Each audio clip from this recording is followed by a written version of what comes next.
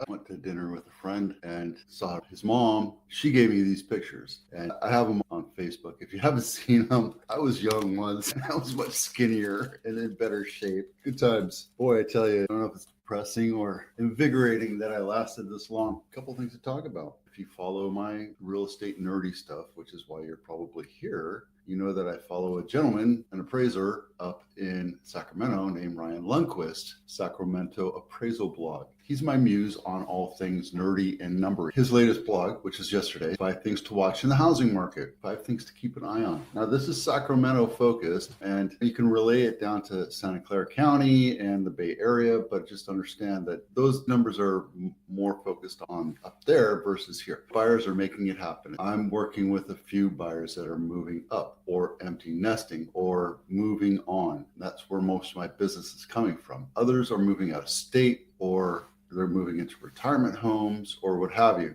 First time buyers are right now. Condo market is making a different vibe.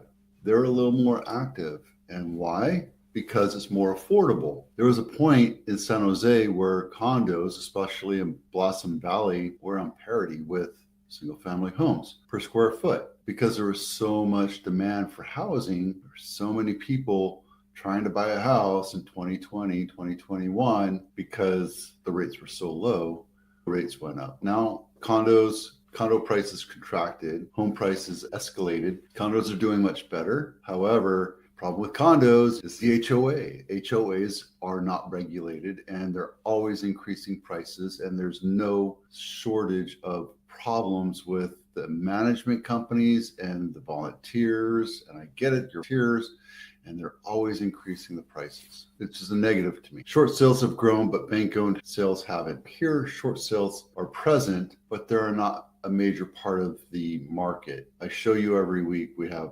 27. Let me see if I can get to it real quick. No, Wednesdays. So we have 75 in the entire Bay Area. It's the entire Bay Area. In San Jose, we have a new one. It's a 1-bedroom bath and trade ones in Silmar, which is in Sunnyvale. So they're present. They're just not a part of the market. Same thing with short sales. And that graph shows both. New construction is no longer super hot. It was a time when they were going gangbusters, and they turned on resale realtors and said, nope, we're not offering commission. You can suck it. And now they're coming back and saying, oh, we're just kidding. We want to be your friends again. The problem is, it's new construction. They don't have a sense of ethics. They have their own contracts, and they try to sideline you when you do buy it from getting your own independent inspections, which is, those are the 3 reasons why you want to use realtor. I'm not going to go there right now. They're kind of dicks. We'll just leave it at that. I need to get my light back here. I had my garage door fixed. Anyway, expect to see more concessions. This is a great summation of what's going on in our market right now. And it's stuff that I've been picking at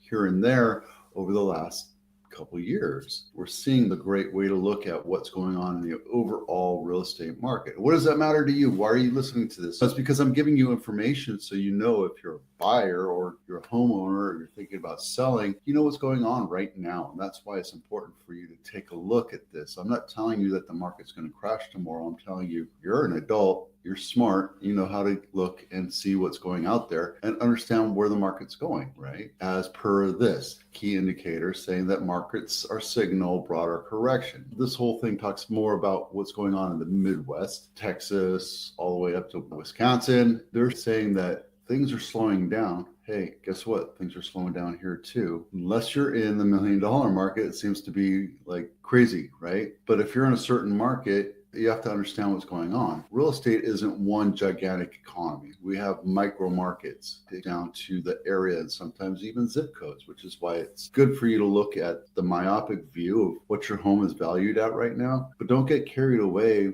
by looking at your house and the 3 other comparables saying that's what sold 6 months ago. You need to take a broader look at the zip code, the city, the county, and what's going on there. And that's why I do this, so that we have a pulse of what's going on in our market every day. For example, this one right here, this one should have sold in 7 days if it was 2020, 2021. It's been 24 days. Everything's perfect about it. It's on the mountains, on the hillside of Curry. I live right here.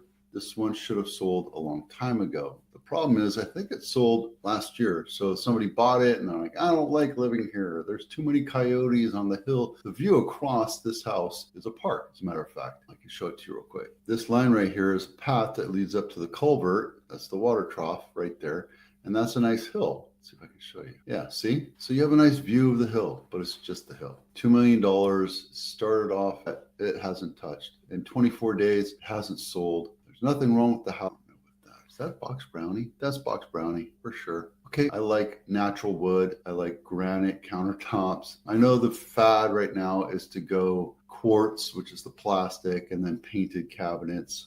Not a huge fan of that. This is dated though. And then what they did here with the faux tray ceiling, it used to be the fluorescent lights. They tore that out and they put ground molding in there and then some kind of light. But there you go. And then put some fancy new lighting in there and have an accent wall. Yeah, I've sold this same model on Pelham and a couple other places. And it's a good layout. Let's see if this one actually has the office. No, they didn't. A lot of people frame in this area right here and make it into an office. But anyway, that's what you get for $2 million.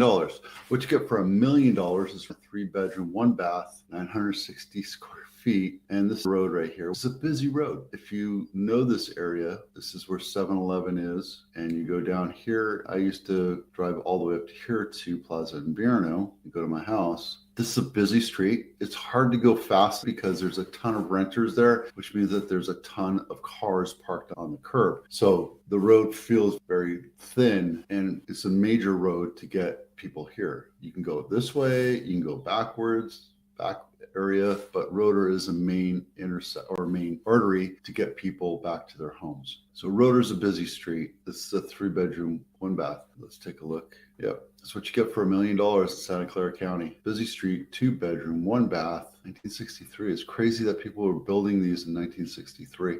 And there isn't a ton of photos, but it's a basic house. If this was Florida, it would be worth $200,000. What do I know, right?